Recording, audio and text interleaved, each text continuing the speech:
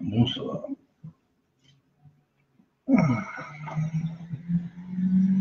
Bonsoir à toutes et à tous.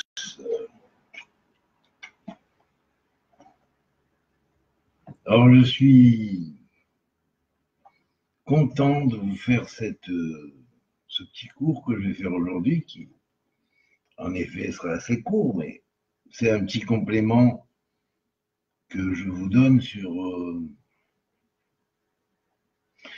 le secret du Yudkevavke, dont j'ai parlé hier, dans le proto-sinaïtique. Et le lien qu'il peut avoir dans ces deux manières d'être écrit, soit en forme pyramidale, avec Yud, Yudke, Yudkevav, Yudkevavke, soit en forme pleine, où les lettres sont remplies, eh bien, selon ces deux méthodes d'écriture, surtout en proto-sinaïtique, l'allusion que l'on y trouve, qui permet de déboucher sur la notion du chélek, qui est donnée à l'individu qui développe son âme, c'est-à-dire ce droit au monde futur, les planètes ou les étoiles éclairées, symbolisées par les ronds dans le proto-sinaïtique, selon les lettres de Yudkevavke, les petits traits que l'on voit au-dessus, qui sont le symbole des couronnements de ces étoiles ou de ces systèmes solaires avec étoile centrale, eh bien, ça nous conduit à cette fameuse relation que j'ai expliquée hier, du reste, qui est liée à la mère divine qui accouche les êtres dans ces étoiles et qui leur permet de chanter la gloire de Dieu et d'accéder à ces étoiles qui sont plus ou moins héléniques et dans lesquelles, bien évidemment, des senteurs, des odeurs enivrantes existent dans les plans supérieurs, dans ces mondes atziloutiques. Eh bien, la science que nous avons pour traduire ces choses-là, c'est la fameuse science des parfums, l'aromathérapie, pour guérir, pour soigner, pour traiter, mais aussi pour changer les destins, pour les améliorer. Alors, de tout temps, bien évidemment, la base de cette science des parfums reposait surtout sur trois fondements.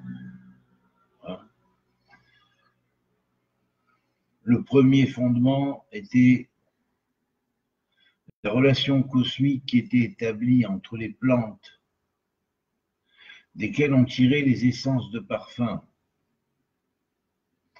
La notion de ces huiles parfumées ou de ces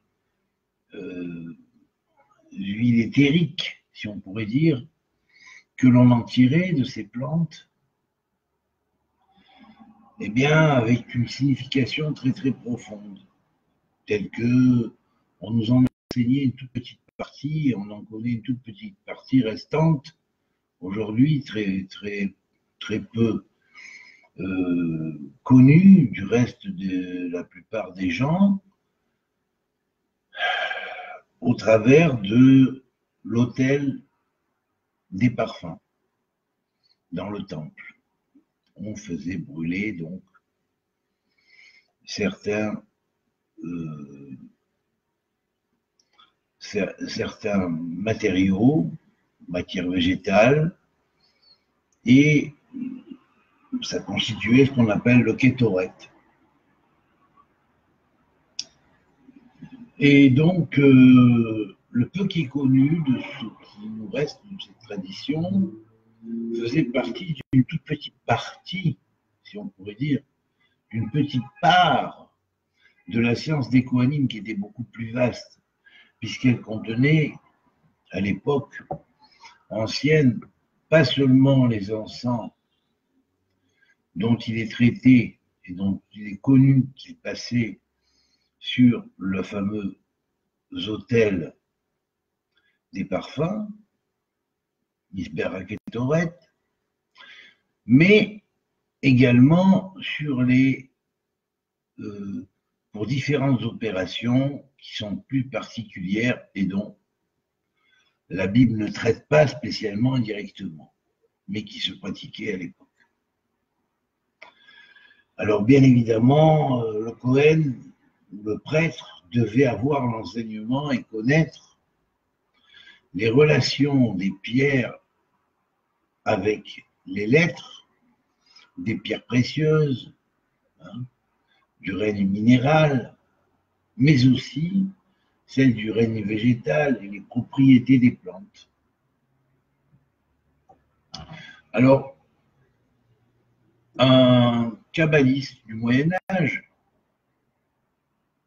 Rabbi Yaakov Kouli, dans sa merveilleuse encyclopédie de commentaires sur la presque totalité du Tanakh, nous a transmis quelque chose d'assez extraordinaire en disant que les plantes, planètes en français, planète, plante, ce sont les mêmes lettres de la Kabbale phonétique établie au Moyen-Âge, eh bien, les plantes contiennent des relations effectives avec les planètes et nous enseigne Rabbi Yaakov Kouli, chaque plante est sous l'influence de cette planète. Chaque partie de la plante est reliée à une planète précise. Mais on nous explique que 6 parties de la plante sont positives et sont liées à 6 planètes positives, alors qu'une dernière est négative. Ça peut être des fois la partie X ou Y de la plante liée à une partie planétaire qui est négative. Exemple. Les anciens avaient divisé le monde avec les 7 planètes, ça ne veut pas dire qu'ils ignoraient les autres, Pluton, Saturne et Neptune, Pluton, Neptune et Uranus, mais celles-ci étaient considérées comme des planètes mères qui avaient plus un ordre d'influence mondiale et globale qu'un ordre d'influence plus individuelle. Alors celles qui avaient une relation avec l'individuel, elles agissaient sur les êtres humains, comme disait mon professeur d'astrologie, sous une forme de perception d'un temps humano-cosmique, c'est-à-dire où l'individu en tant qu'humain perçoit quelque chose du temps cosmique. Et donc, l'influence des planètes sur les individus se traduit pour les 7 planètes connues, les plus proches de nous, les plus connues des anciens, qui sont le Soleil, la Lune. Alors le Soleil symbolisait le principe père, le principe du moi, du rayonnement de l'individu, de sa volonté, alors que la Lune allait symboliser le principe mère, le principe de fécondité, alors que Mercure allait représenter le principe intellectuel, le raisonnement de l'individu. Et Vénus allait représenter ses sentiments, ses sensations, ses tentations, ses perceptions, hein, alors que Mars allait donner sa forme d'énergie, contrôlée ou incontrôlée, et que Jupiter allait donner son sens de la justice, ou manque de sens de la justice, au sens de l'injustice quelquefois. Et Saturne, lui, allait régler le principe qui est la discipline, qui est la recherche des causes profondes des choses. Hein. Donc, c'est cette planète avec une influence fondamentale, hein, et les signes dans lesquels elle passait allaient donner les différents domaines d'existence dans lesquels elle allait se manifester. C'est cette planète qui appartient à notre système, c'est un petit peu comme les atomes. Dans les atomes, il y a une première couche, une deuxième couche, troisième couche, quatrième couche, et ainsi de suite. Mais pour les planètes, c'est, on pourrait dire, semblable. En le sens que selon le livre d'Enoch, très ancien, le livre d'Enoch astrologique, il existe dans toutes les planètes existantes des natures planétaires. Ces natures sont des natures jupitériennes, martiennes, saturniennes, solaires, lunaires, mercuriennes ou vénusiennes. Et là, donc, nous avons, pas seulement dans notre système, un principe qui est appelé, une planète qui est appelée Saturne, qui est appelée Mercure, qui est appelée Vénus, mais dans tout l'univers, il y a énormément, et en fusion, foisonnement, des Saturnes, des Jupiters, des Lunes, des Soleils, des Mars, des Vénus et des Lunes, et des Mercures. Avec toujours les fonctions basiques qui sont les mêmes partout, sauf que dans l'influence que celles-ci, que ces planètes ont sur les plantes de la Terre, dans la merveilleuse bibliothèque génétique qui est la Terre, hein, avec toute sa variété de plantes et de fleurs, eh bien, il y a cette partie dans chaque plante ou dans chaque fleur, chacune des parties allait être donc liée à une des planètes, et il y avait toujours une partie qui était négative. Voilà.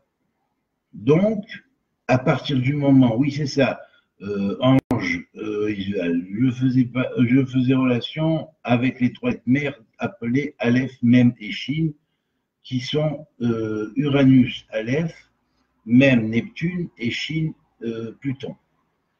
Voilà. Pour le reste, ce sont les 7 lettres doubles qui vont commander Saturne, Jupiter, Mars, Soleil, Vénus, Mercure et donc la Lune, alors que les 12 signes du zodiaque vont être commandés par 12 autres lettres, ce qui fait en tout 22 lettres. Voilà, bon, ça c'est le Sefer Yetzirah qui brosse ce panorama, et c'est comme ça que ça marche pour tous les systèmes. Donc, à partir du moment où les planètes vont influencer les plantes,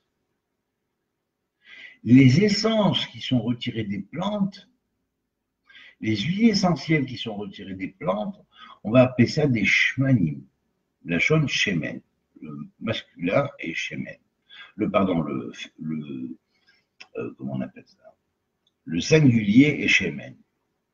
Shemen, la valeur numérique de shemen est égale à Shamayim. Et là, on avait notre parfaite correspondance établie numériquement, parce que le shemen qui est extrait de la plante, qui va donner les shmanim éthérim, les fameuses huiles essentielles, vont représenter le sechel aklali, c'est-à-dire l'intelligence ou l'intellect des planètes. Ce qu'est l'intelligence globale de la planète est l'huile essentielle dans la plante. La plante est divisée en 7 parties, comme les 7 planètes de base. Elle a toujours une correspondance liée à un signe du zodiaque particulièrement, et elle va symboliser les 7 planètes passant dans ces fameux signes du zodiaque en fonction du signe du zodiaque global attribué à la plante. Donc, de ce fait, il y aura toujours, selon les plantes, et ça c'est un grand secret parce qu'il faut comment ça marche, c'est très complexe, il faut savoir déterminer quelle est la partie de la plante qui est la partie négative. Des fois, ça peut être Mars négative dans la plante. Au niveau, on pourrait dire microcosmique, dans l'influence de la plante sur l'individu, hein, la partie négative à ne pas, disons, consommer ou à éviter de consommer ou à éviter de travailler avec, c'était toujours la partie correspondant à la planète qui était négativée dans la relation qu'elle avait avec la plante. Voilà. Donc, on disait, par exemple, que bon, cette plante-là est d'origine du Verseau, du Lion, du Taureau, du Bélier, ou quoi. Et après cela, on avait les sept parties de la plante qui étaient liées à cette planète, et on disait, on mettait toujours une planète négative en fonction de la plante. Donc c'était très complexe et ça marchait parfaitement avec l'astrologie. C'était une sorte d'ancienne science qu'on pourrait appeler aujourd'hui, dans sa continuité, la science des horloges cosmiques, de ce qu'on appelait les rythmes circadiens, hein, et les horloges biologiques. Effectivement, ces horloges biologiques existent avec un biorhythme à l'intérieur de chaque plante. Voilà. Donc, il était connu, hein, qu'une partie de la plante était négative. Et cette partie-là, c'est la partie à éviter. Alors, bien évidemment, quand on a appelé certaines herbes les herbes du diable, telles que les drogues, toutes les plantes desquelles on tire les drogues, c'était pas pour rien, c'était bien évidemment parce que la partie négative de la plante opérait dans la drogue extraite. Et cette partie pouvait être pour une plante, pour une drogue mercurienne, pour une drogue jupitérienne, pour une autre drogue saturnienne, pour une autre drogue solaire. Alors, quand elle était solaire, ça devenait un soleil noir. Quand c'était Mercure, ça devenait un Mercure noir. Quand c'était Jupiter, ça devenait un Jupiter noir. C'est pourquoi ces fonctions sont considérées aussi en astrologie. Voilà.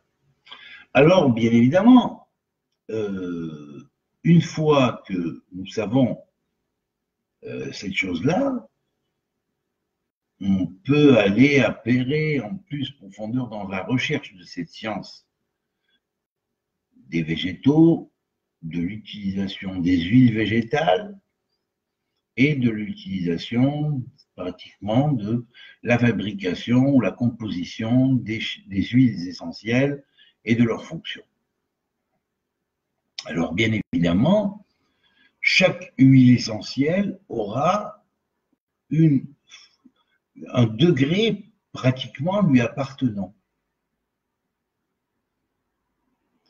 Chaque huile essentielle aura lui appartenant un décan. Et ça, les livres traitant de la chose sont assez nombreux. Et chaque huile essentielle a bien évidemment, ou chaque plante a bien évidemment son signe favori et sa planète favorite. Sa planète favorite, mais dans ses compositions, dans son composite, elle a une partie de chaque planète. Voilà. Alors, il faut, à partir de là, comprendre que cette cette fonction qu'on dit que certaines étoiles sont des étoiles helléniques, hein, et qu'elles ont une relation avec le grand nom de Dieu, Yud-Keh-Vav-Keh, quand on écrit en pyramide, et qui fait 72 en valeur numérique et qui correspond aux 72 bases des familles végétales, hein, de toutes les familles végétales, il y a 72 familles, c'est comme des familles génétiques, hein, quelque part. Et puis, il y a aussi des particularités qui sont vraiment dans les degrés. Et là, on est à un éventail de 360 ou 5 fois 72. Bon, donc 5 portées dans chacun des niveaux de 72, ce qui veut dire que il y a, bien évidemment, comme il y a 5 éléments, hein, feu, terre, air, eau et éther, eh bien évidemment, ça va faire 360. Parce qu'il va y avoir l'effet du schéma Mephorach et de sa fonction sur l'éther, puis l'effet du schéma Mephorach et de sa fonction sur l'eau, sur le feu, sur l'air, sur l'eau et sur la terre. Ce qui va faire 5 fois 72 égale 360. Voilà. Et là, on a une division possible, si on connaît la clé, bien évidemment, des plantes divisées en 360 parties en relation exactement, et même des composites des plantes en relation exactement avec les degrés du zodiaque, comme je l'ai fait et traité dans mon encyclopédie de la Gematria. Alors, bien évidemment, on a une plante, par exemple, comme la myrrhe. Alors, la myrrhe, bien évidemment, c'est quelque chose qui purifie. Hein. On va voir que même dans les psaumes, elle est considérée comme la plante de purification.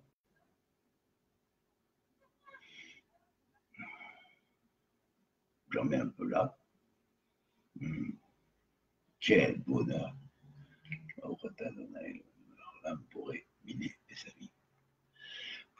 Voilà, alors on a mis les bénédictions.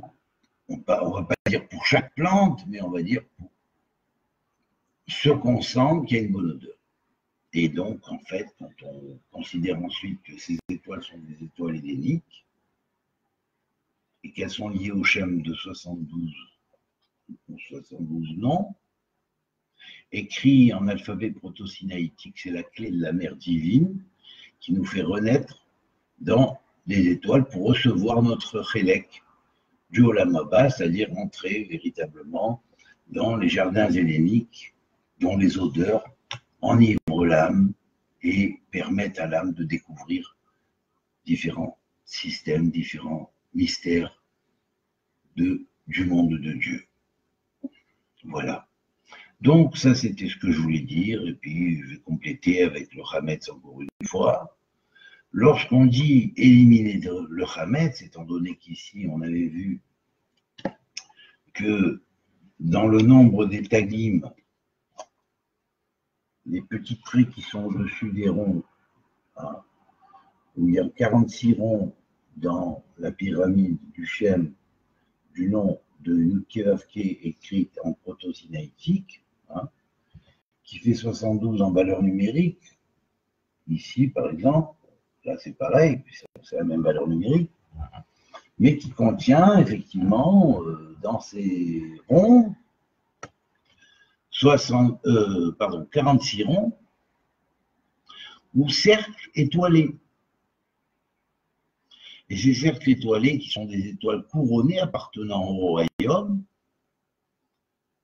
c'est 46 étoiles particulières, on pourrait dire, Kochab, vous voyez, donc Kochab, donc quand vous écrivez Kochab, l'étoile, hein, et bien vous avez Kaf, Vav, Kaf, c'est déjà 46. Et après il y a un Beit. C'est-à-dire, c'est le 46 quand tu rentres dans la maison. Et la maison, c'est la maison du Père qui est en haut dans le royaume de Dieu. Voilà, mes chers amis, ça vous aide à comprendre les paroles des anciens, de ceux qui savaient, qui disaient que vous avez mal compris quelquefois, vous ne saviez pas. Donc, maintenant, on a effectivement, quand on va compter les couronnes sur ces étoiles couronnées par le royaume de Dieu, dans le royaume de Dieu, on va trouver 138 qui est la valeur numérique de Hametz. Le Hametz nous rappelle la sortie d'Égypte. Alors vous savez, la véritable sortie d'Égypte, c'est la sortie de ce qui nous lie, ce qui nous maintient dans ce monde et qui empêche notre âme de germer et d'éclore comme un tsémar, comme un tsoméar, et qui l'empêche de se développer et de recevoir son chélek, son héritage en haut, et qui l'empêche l'âme qui a été insufflée par Dieu, Nafah, de se développer. Alors bien évidemment, quand vous reprenez le verset de la Bible, il est marqué Vayehi Nefesh Haya. Donc, l'homme est devenu une âme vivante. L'âme est devenue une âme vivante. Le Nefesh, qui est l'âme primitive, première, passe par le Ruach, le développe, par le souffle de Dieu. Et il y a un développement de ce qu'on appelle le Zeranpin, c'est-à-dire le petit visage qui va se développer. Ce petit visage divin va accéder à la mère divine, et cette mère divine va l'introduire dans le monde de la Chorma, qui est le monde d'Atsilut, qui est appelé le Père divin.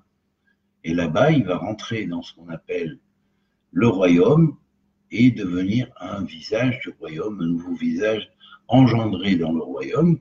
Et à ce moment-là, il va recevoir son chélek, c'est-à-dire son 138, qui est le chélek, c'est-à-dire comment dirais-je, l'héritage. Et cet héritage, son nombre est 12 multiplié par 11. Pourquoi 12 multiplié par 11? Parce qu'il y a effectivement 10 sphirotes, et la 11e sphira n'est pas une sphira, mais est le darat, la connaissance qui permet à l'homme d'accéder aux sphirotes. Donc on rajoute le darat, qui est associé avec les 10 sphirotes, connaissant la portée de tous les partsoufim, de tous les visages divins, autre que le sien, puisque lui va être le visage qui n'existe pas quelque part, mais qui doit exister, eh bien, tous les autres sont son chélek, c'est-à-dire son 138. Voilà. Voilà. Alors,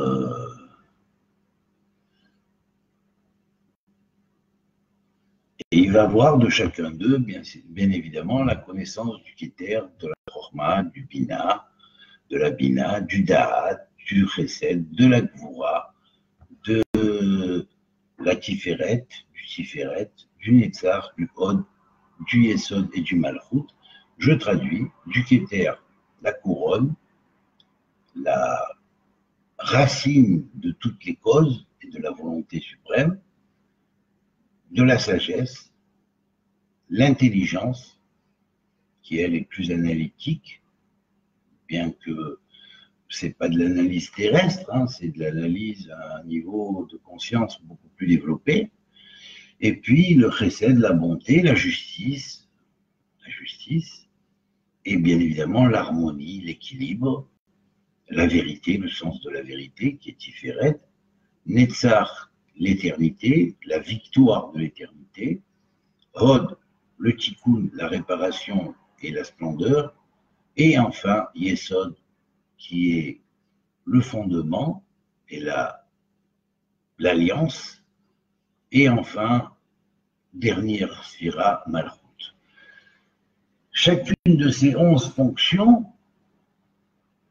dont 10 sont des sphirotes et la 11e a été donnée par Dieu afin que l'homme connaisse les sphirotes, c'est le Da'at, eh bien,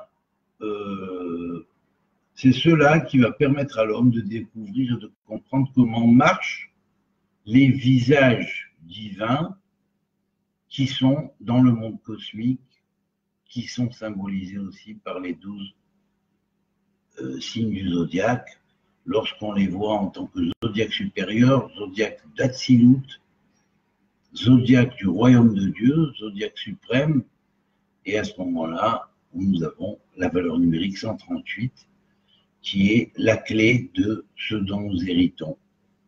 Et il y en a 12 manquants pour arriver à 144, c'est-à-dire 12 fois 12. Cela, c'est bien évidemment la partie manquante, c'est-à-dire la partie nous appartenant, hein, qui va se développer. Si on est bélier, on développe le bélier, et puis il y a les 11 autres connus, sous 12 aspects, d'après les fonctions qui sont là-bas. Et puis, si on est taureau, on va connaître les 11 sphirotes plus les 12 aspects de ce taureau, c'est-à-dire ces 12 maisons, quelque part, ou en même temps, ces 12 fonctions de ce qu'on appelle les sous-signes. C'est-à-dire que chaque signe est divisé en tous les autres. Et voilà, c'est comme ça que ça marche, c'est comme ça que la rythmique cosmique marche. Et bien évidemment, le monde de l'aromathérapie, qui est le monde de apprendre les guérisons grâce aux huiles essentielles des plantes qui agissent comme des planètes sur les individus, avec leurs fonctions positives et en écartant leurs fonctions négatives, eh bien, ça fait la base de ce que les alchimistes du Moyen-Âge appelaient la spagyrie, sauf que la spagyrie s'intéressait plus particulièrement à la notion de soins et de guérison, et évidemment, il y avait aussi la branche qui pouvait s'intéresser à la construction d'huiles essentielles permettant, par leur combination, d'aider la personne selon son thème astral. Et en réalisant le parfum de l'individu, vous avez tous vu ce film et lu ce roman ou entendu parler de ce roman, Le Parfum, donc vous savez que ça existe. Voilà. Le parfum existe pour chacun. Voilà. Le parfum existe pour chacun. Et il existe à différents degrés, puisque je vais même rajouter, vous expliquer un peu comment ça marche. C'est vrai que lorsqu'on prend un parfum et qu'on sait qu'il est composé pour l'individu de telle plante, enfin, telle huile essentielle de plante, telle huile, et telle huile, et telle huile, alors bien évidemment, chaque huile, selon son nom, a des notes de musique à elle. C'est sa vibration à laquelle elle répond. Alors, bien évidemment, on peut constituer le parfum. Dès qu'on constitue le parfum, on commence à mettre les essences d'abord solaires, puis les essences lunaires, selon la position du soleil et de la lune pour l'individu particulièrement, et puis les essences mercuriennes. Et quand on arrive déjà aux essences, on pourrait dire vénusiennes, on a quand même déjà les 4 grands composants de la personnalité de l'individu. C'est même pas la besoin de rajouter Mars, de rajouter les essences de Mars, de Jupiter et de Saturne. On connaît déjà rien qu'au sentir. Lorsqu'on sent, d'après ces correspondances établies entre les planètes et les plantes, lorsqu'on sent le parfum, on sent l'individu, on sent son âme, on sent les problèmes qu'elle a eus, on sent comment les problèmes peuvent se régler, parce que la constitution d'un parfum astrologique positive automatiquement et comble les manques de ce qui ne va pas dans la vie de l'individu. Donc, quelque part, ça améliore son mazal. Et maintenant, on peut évidemment accentuer plus particulièrement sur telle et telle essence, parce que l'individu veut développer un petit peu le manque qu'il a, par exemple, dans son côté intellectuel.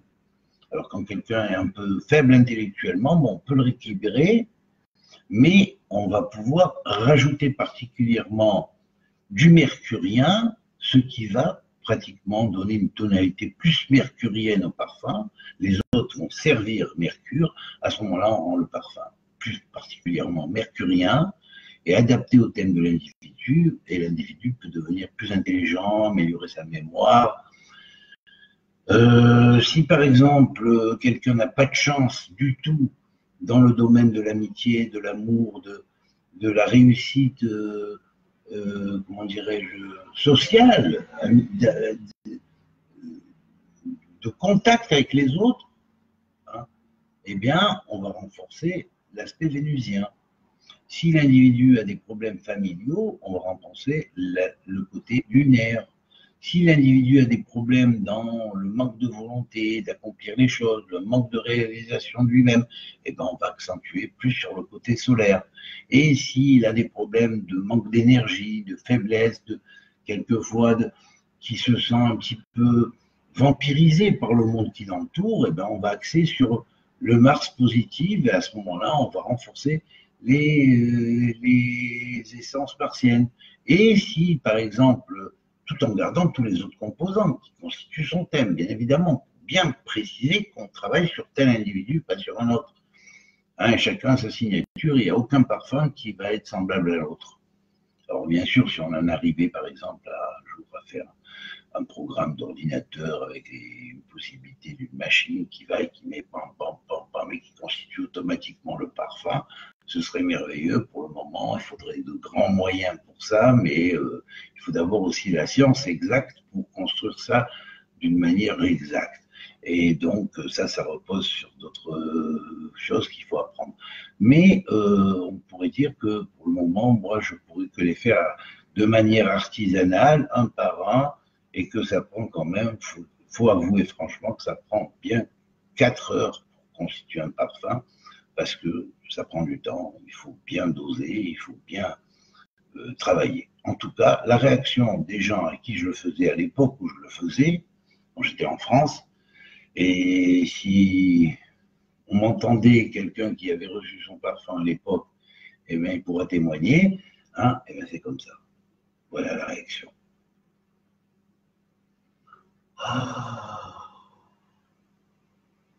Comme si la personne se reconnaissait au travers de son parfum.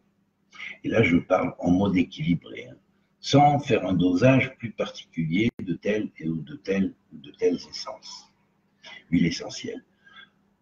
Alors, bien évidemment, le parfum va avoir une portée 1, mais quand on va le passer en portée 2, en disant les mantras du parfum. Vous voyez, par exemple, puisque chaque essence est liée à un domaine qui a des mantras précis, kabbalistiques. Donc, si on murmure en même temps les mantras kabbalistiques du parfum, on le sacralise, il va avoir une portée de niveau 2, il va être encore plus fort. Vous comprenez? Et puis, si on joue la musique de chacune des essences dont il est composé, eh bien, automatiquement, par vibration naturelle, par reconnaissance naturelle de la nature éloïque, divine, qui est en chaque chose, eh bien, la plante va répondre à la musique. Et on sait que les plantes sont sensibles à la musique.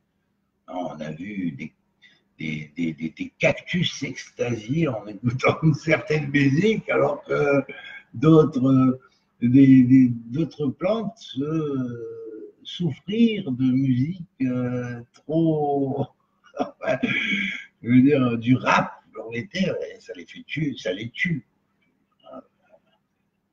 Vous leur mettez du Mozart, du Bach, elles apprécient presque tout. Bon, il y en a qui préfèrent Mozart, il y a des plantes qui préfèrent Bach, il y a des plantes qui préfèrent Vivaldi, ça dépend. Donc, mais on sait qu'il y a toute une science qui a été établie là-dessus.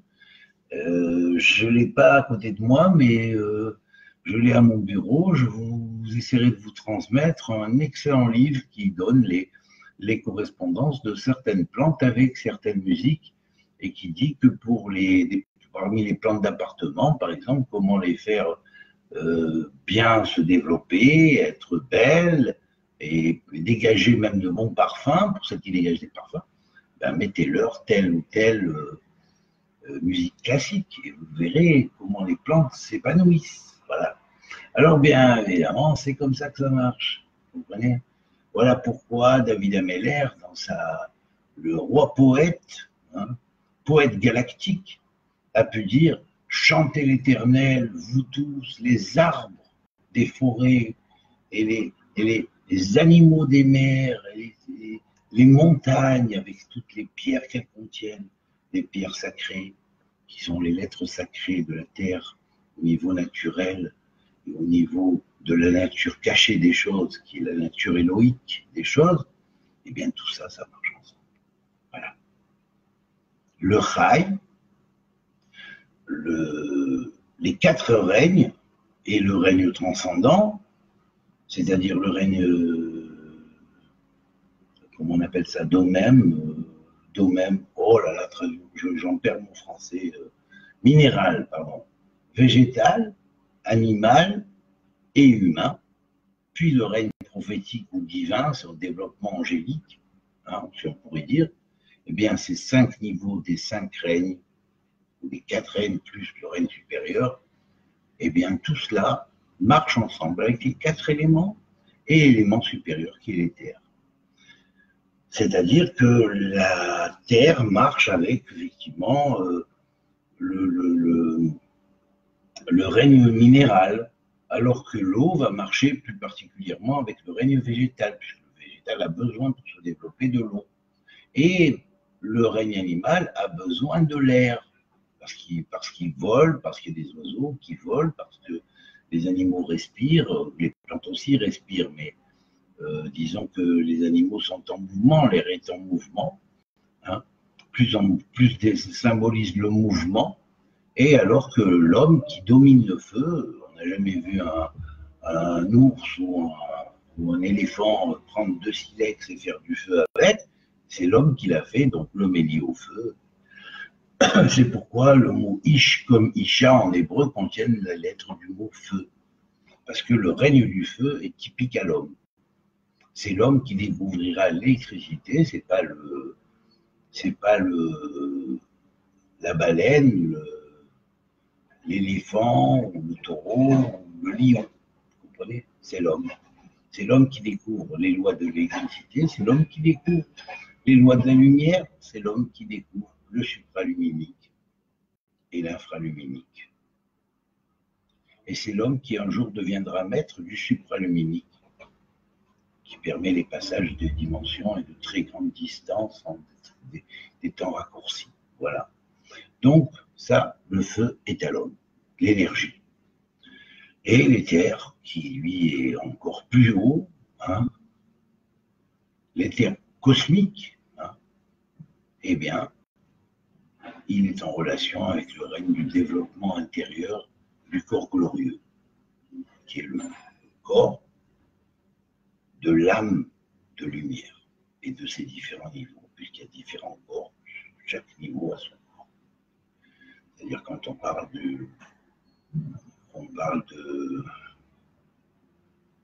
Malchut Nikeva, Nukba, eh bien, elle a son niveau, c'est le corps du Nefesh, c'est ce corps-là physique.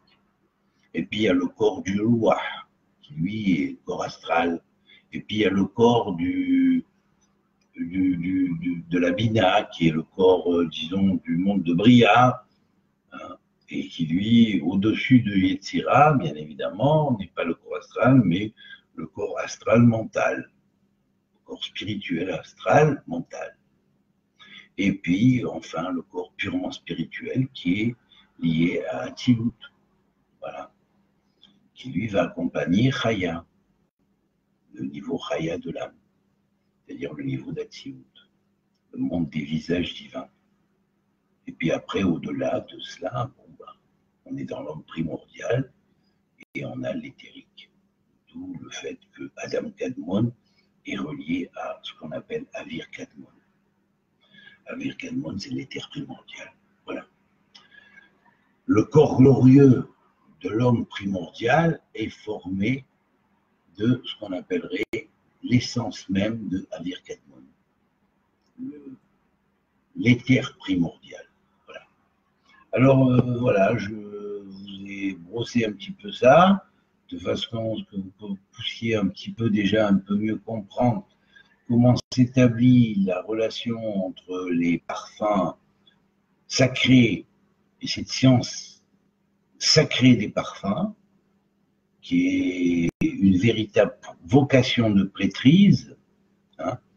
Et puis, voilà, bon, ben, après, on peut préparer, par exemple, quand on aura les 72 parfums en huile essentielle basique et 72 parfums en huile essentielle qui vont être combinés, multiples et qui vont être de sortes de mélanges sacrés en fonction aussi des noms que associés aux fonctions cosmiques de chacun des noms de Dieu.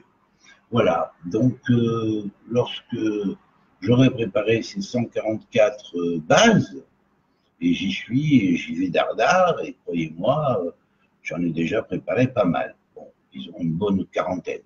Bon, mais quand j'aurai fini, si Dieu veut, on pourra rendre ça viable et on pourra éventuellement commencer à faire des opérations avec les parfums eux-mêmes et les noms de Dieu à se concentrer comme mantra et les prières et les psaumes qui leur correspondent pour améliorer un petit peu, disons, le niveau très bas dans lequel l'humanité est tombée. Voilà, on va commencer avec l'aide de Dieu. Voilà. Et on verra beaucoup de miracles se passer. Et les miracles commencent déjà à poindre le bout de leur nez, à pointer le bout de leur nez. Voilà. Avec les révolutions qui s'opèrent et les prises de conscience qui s'opèrent de jour en jour, de mieux en mieux. Alors, amitié à tous, transmettez, ne gardez pas ça pour vous. Hein, moi, je sacrifie du temps pour vous essayer de réviser un petit peu, de penser ce que je vais vous dire et ce que je vais vous transmettre, hein, et de trouver les mots pour essayer de le transmettre afin que ça passe. Hein. Et donc, faites aussi votre boulot vous-même en essayant aussi de transmettre à d'autres et de transmettre la bonne parole à d'autres de façon à ce que ça serve et ça aide d'autres personnes. Et peut-être qu'un jour, on aura une école où on pourra apprendre ces choses-là et les approfondir et commencer à travailler avec des individus qui vont préparer ce qu'il faut comme formule pour de plus en plus libérer les êtres de l'humanité qui sont enchaînés par des forces de ténèbres qui, elles, représentent les mauvaises odeurs. On appelle ça les mauvaises odeurs. Alors, avec les bonnes odeurs, on fait estomper et fuir les mauvaises odeurs. Amitié à tous, que Dieu vous bénisse, et la puissance du parfum et sa résonance sur l'âme est absolument extraordinaire. Comme tout. Shabbat Shalom et Chag Sameach. Bonne fête à tous et à toutes.